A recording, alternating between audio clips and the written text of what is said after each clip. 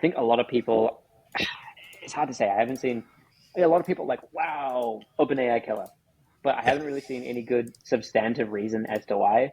I don't really know how they stack up in terms of like leaderboards and like reasoning capacity. I also personally don't fully understand why everyone's so hyped having a foundational model open source.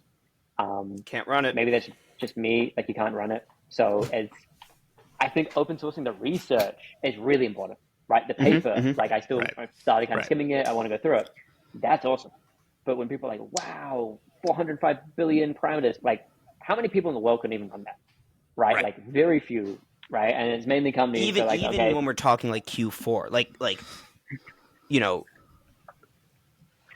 405 billion parameters. Like off the top of my head, I can't tell you how many gigabytes of VRAM that is. Even if you quantize it down to like 4 bits, like it's still way larger than most graphics cards on the market. Way larger than I'm pretty sure every consumer graphics card. Like you can't even use a 4090 for that, right? You're beyond.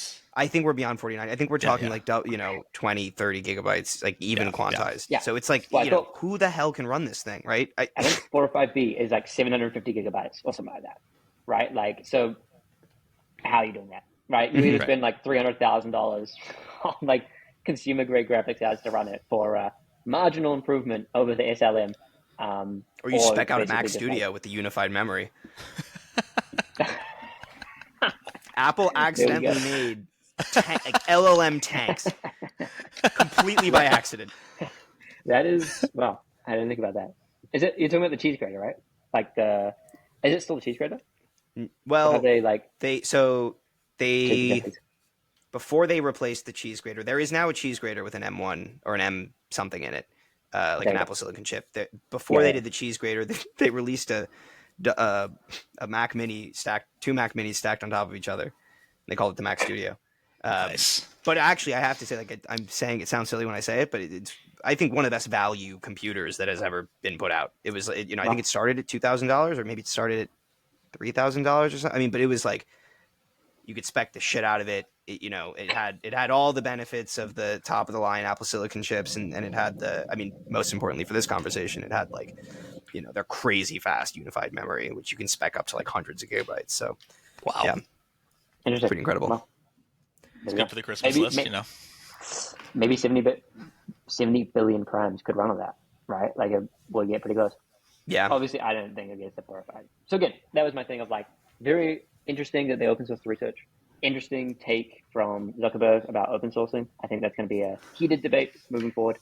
Yeah. But regardless, I think it's always good. We were just talking about Grok and stuff like that.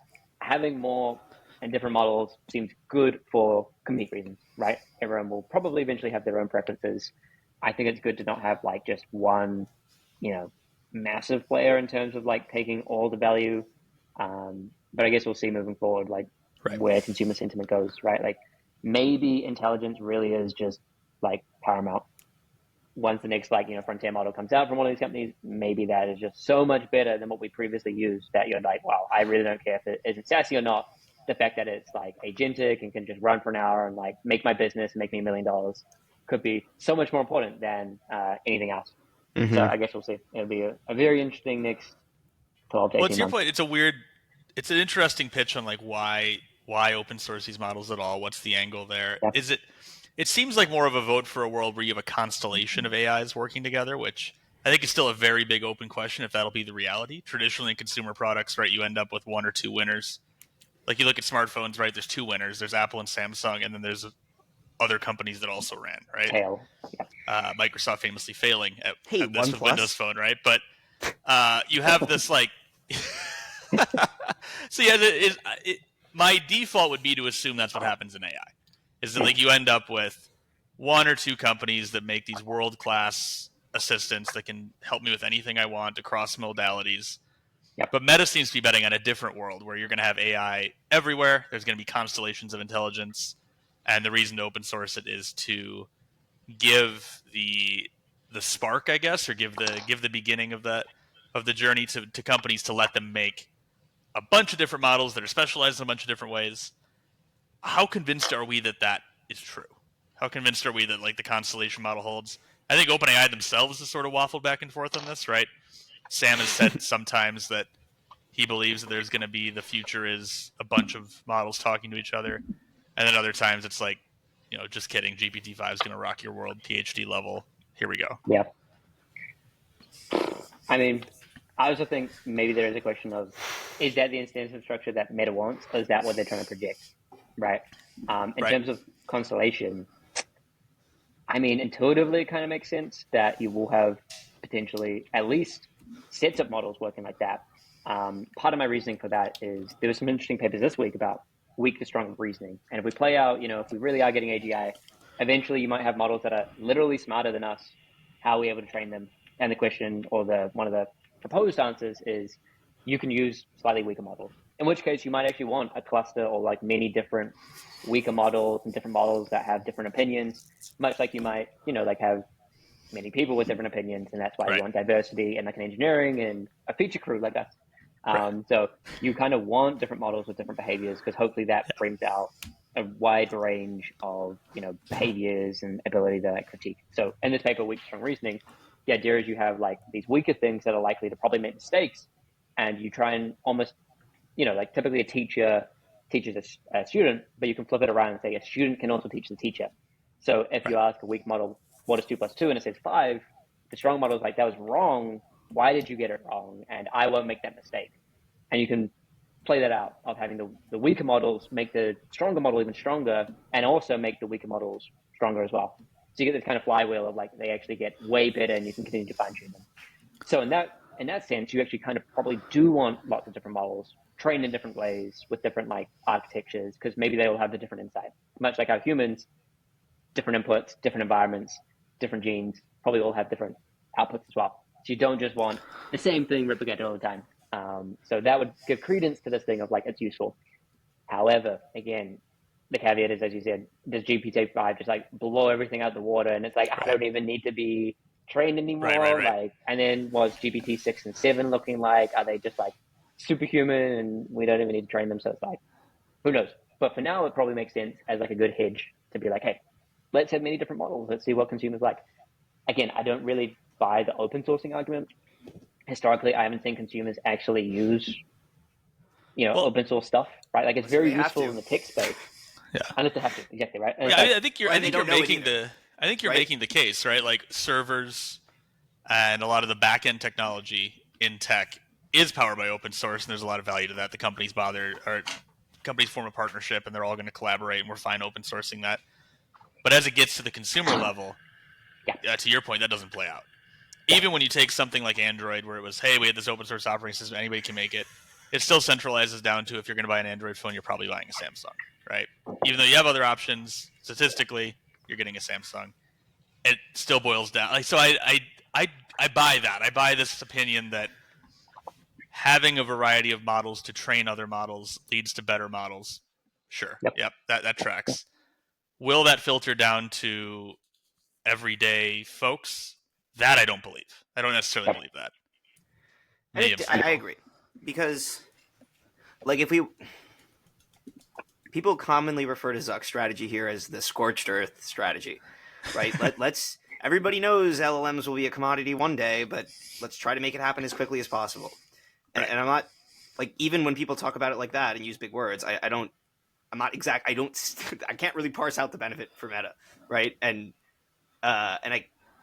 is it like to try to keep OpenAI from growing too much? Like, I'm not fully understanding what the benefit is. And then additionally, if we were to say how many tokens, like what % of inference tokens today of large language models are Llama family models, I think it's a very small %. And I think a lot of those are builders who, people of our hearts, who are going out and they don't want to spend the money on the OpenAI API, or they didn't. And, and then scorched earth, boom, big model. Oh, wow. We could host this on Grok Q, right? Yeah. And we can build the coolest thing ever. But like, Sam will tell you that's going to get blown up in a year or two, whenever the government will let him release GPT-5. And, no, I mean,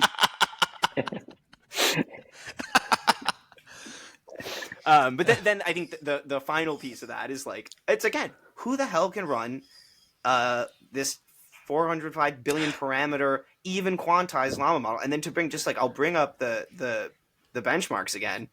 Like, this is what everybody's like, oh, it's the OpenAI killer. And then it's like, across these benchmarks, without going into too much detail on what each of them are, it's like other models, most of them smaller, are beating it. Right. GPT-4 Omni, which like must be a smaller model or a similarly sized model that they figured out how to run real quick, right? Yep. Like, I mean, I'm willing to place a bet that Llama models will allow powering of models that are a little too dicey for OpenAI or somebody to support, right? You're going to have we'll keep it a family friendly podcast, but you're going to have your models that might push the bounds of decency. And you're going to have stuff like that. So you're going to have winners that can do things that are a little outside of what some of the mainstream models would allow, right? I buy that. Is that meta? No, I don't think Meta does that. I think you're right that this is a competitive move, right? You sort of are keep the floor, right? So you're setting the floor, and you're like forcing these companies to keep moving, right? I kind of love it from an industry perspective because no one's allowed to rest on their laurels, right? It seems like every other month we're getting a new frontier model that, or not every other month, but every couple months we're getting a new frontier model that forces everybody to keep moving. And I think Llama keeps setting the bar of like, well, you got to keep pushing it because we're going to make this open and everyone can use it. My concern with the scorched earth stuff like this is that there's a big safety concern here. Right now, I don't think it's much concern because we already had these basically the same. Yeah. All they did is have something open source that is around the same level.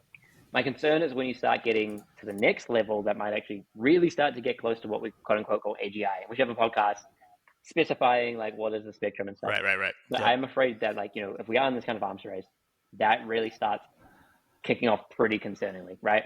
Like, to me, I think this is just a big optics play of like Meta's not behind, and like you get a lot of like kind of people in the space to be like, wow, like OpenAI, what are you doing? Like, kind of, like, there's definitely a stock market angle there. Yep. But like my concern is when you project this out another year or two, if things are getting like way smarter and you're starting to do like really novel things with it, that we're getting into this play of like, well, you kind of have this first mover advantage where you just put it out there, and then that forces everyone else to put out their thing, and then we maybe not as concerned about safety and like, oh, like, you said like maybe some like dicey things get made. You could make some potentially dangerous things, and then if that's not being true. Like well controlled, that's a bit of my concern with this. And again, like this just kind of seemed to be more of a compete thing. Like again, like we talked about, like what is the point of open sourcing 405B? Like it's really just, to me, it just seems like a flex, right? And to be like, wow, we are like cool and whatever, but like you get kind of all the benefits of saying like we're helping the industry without having to even put like really money on the line, right? Because no one's really using these like big models on their own machines.